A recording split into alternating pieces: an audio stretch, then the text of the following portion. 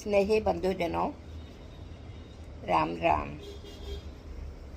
आज से 9 लाख वर्ष पूर्व आज के ही दिन मर्यादा पुरुषोत्तम भगवान राम ने 9 दिन भगवती की आराधना से शक्ति संचय करके अत्याचारी रावण के विरुद्ध अभियान किया था। स्पष्ट है कि भगवान राम ने विजय प्राप्त की। यह विजय सत्य की असत्य पर, धर्म और न्याय की अधर्म तथा अन्याय पर विजय थी। आइए इसे संबंधित विजयादशमी पर वार्ता आरंभ करें। स्वागत है आपका। विजयादशमी दशहरा। आश्विनस्य सिते पक्षे दशम्यां तार्कोदये सकालो विजयो गेय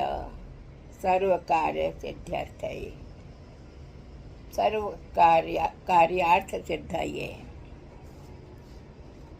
अर्थात आश्विन शुक्ल दशमी को तारकोदय के समय विजय नामक मुहूर्त होता है, जो कि संपूर्ण कार्यों में सिद्धप्रद होता है।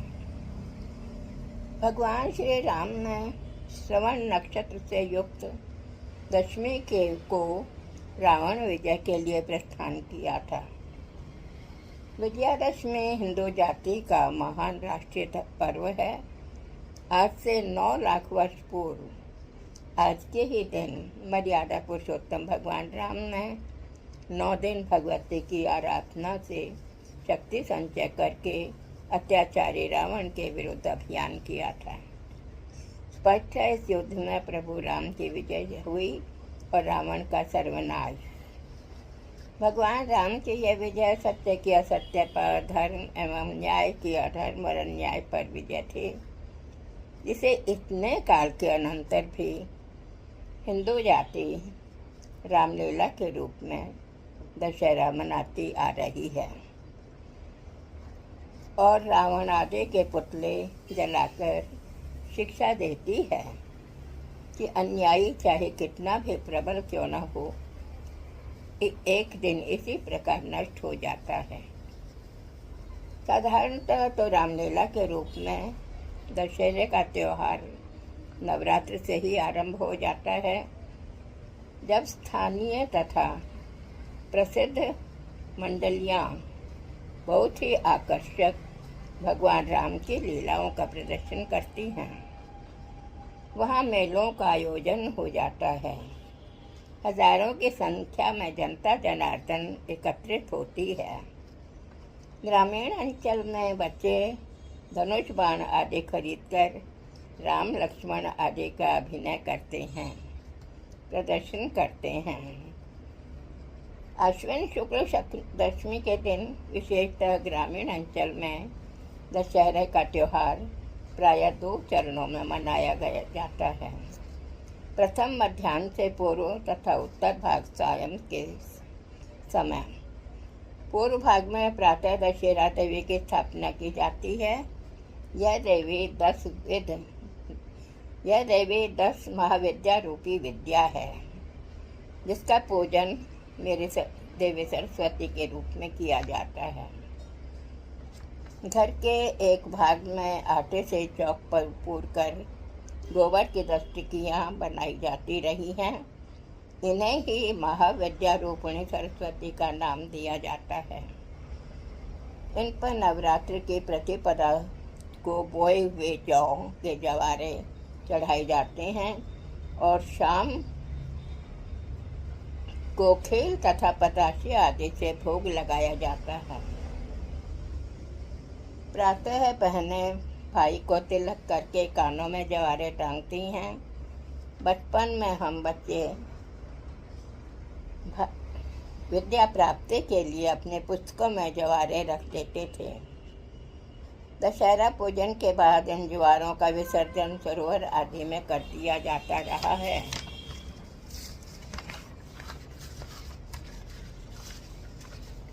उत्तर भाग में रामलीला का मेला, रामलीला प्रदर्शन, रावण कुंभकर्ण, मेघनाथ के पुतलों को जलाने आदि कृत्य सम्मिलित हैं। इनमें सभी लोग उत्साहपूर्वक सम्मिलित होते हैं। यहाँ मैं अपने बचपन के देखे गए एक अन्य आयोजन का भी वर्णन करना चाहूँगी। जब यहाँ हम प्रातःकाल में जौ का वपन करके भगवती दुर्गा की पूजा आदि का आयोजन करते हैं, वहीं दिल्ली हरियाणा के ग्रामीण अंचलों में संध्या की देवी कही जाने वाली सांझी की सायंकाल को पूजा भी करते आ रहे हैं।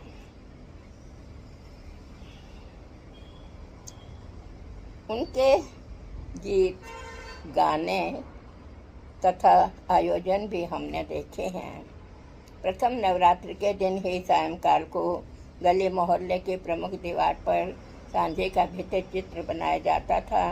गोबर मिट्टी से बने खड़िया मिट्टी, गेरू आदि से पुते हुए आभूषण, मुख, हाथ, अंग आदि चीटे जाते थे। वस्त्रों को लाल सफ़ेद सितारों से जड़ा जाता था। दांतों के स्थान पर चावल चिपका दिए जाते थे। सिर पर लाल वस्त्र धारण किए हुए उस रंग बिरंगे भित्ति चित्र की शोभा देखते ही बनती थी। सांझे के साथ उसके दासी भी चीटे जाते थे। उसके वस्त्राभूषण दासी के ही अनुकूल होते थे। सायंकाल झुटपुटे अंधेरे में ज्योति प्रज्वलित कर सांझे की स्तुति में गीत गाते हुए आरती उतार कर भोग लगाया जाता था। गीतों में कहीं कहीं रावण की सांझी भी कहा गया है। संभवतः किसी मातृका देवी की पूजा विशेष रूप से हरियाणा में सत्सम्मान स्वीकृत हुई हो। दशहरे के दिन सायंकाल सांझी, इसकी दासी, भंभो और लनिहार काने खोड़े के चित्रों को खुरपी से उतार कर बड़े सी हटिया में रखा जाता था और हंडिया को दीपक जलाकर किसी तालाब या सरोवर में विसर्जित कर दिया जाता था।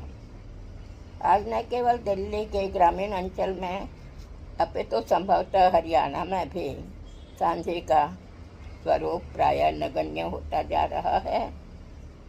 प्राचीन महिलाओं द्वारा बनाई गई सांझी, अहोई अष्टमी आदि के भित्ति चित्र भी परंपरा भी नष्ट प्राय होती जा रही है। बाजार में बने बनाए भित्ति चित्र जो उपलब्ध हो गए हैं, हमारे इस दीर्घ काल से चली आ रही परिपाटी का कोई ना कोई उद्देश्य तो रहा ही होगा, महत्व रहा ही होगा, जिन्हें हम विस्मृत करते चले जा रहे हैं।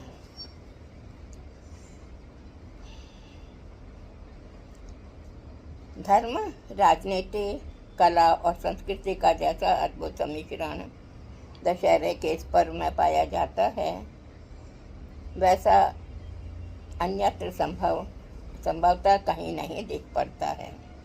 प्रातःकाल उठते ही समीपस्थ किसी नदी, तीर्थ या जलाशय में स्नान कर भगवती दशहरा देवी अर्थात 10 विध पापों का हरण करने वाली अपराजिता का श्रद्धापूर्वक पूजन दीर्घकाल से चला आ रहा है। शास्त्रीय विधान के अनुसार हमारे जीवन के मुख्य धर्म तथा आत्मा से यह पर्व संबंध रखता है। पूजन के अनंतर भगवत प्रसाद स्वरूप विभिन्न प्रकार के सुस्वादिष्ट मिष्टान्न आदि व्यंजन हमारे शारीरिक पक्ष को सबल बनाते हैं। सायंकाल रामलीला या रावण दहन आदि के कार्यक्रम हमारी मानसिक खुराक है। यहाँ हम रामादेवत प्रवर्तितव्यम न रावणादेवत जैसे उच्च पाठ को हृदयंगम करते हैं। 9 लाख वर्षों से रावण को जलते हुए देखकर हमारे मन में यह बात दृढ़ हो जाती है कि अन्यायी दुराचारी शासकों का अंत दुखद ही होता है। इस पर्व के दिन जिस वृक्ष का पूजन शास्त्रकारों ने बताया है, वह शमी वृक्ष दृढ़ता और तेजस्विता का प्रतीक है। शमी में अन्य वृक्षों की अपेक्षा अग्नि प्रचुर मात्रा में विद्यमान रहती है। तभी तो यज्ञ में अग्नि उत्पन्न करने के मंथन दंड तथा अरणी आदि उपकरण इस वृक्ष की लकड़ी से ही तैयार किए जाते हैं। हम भी शमी की तरह दृढ़ और तेजोमय हों, इसी भावना से इस दिन शमी वृक्ष का पूजन किया जाता है।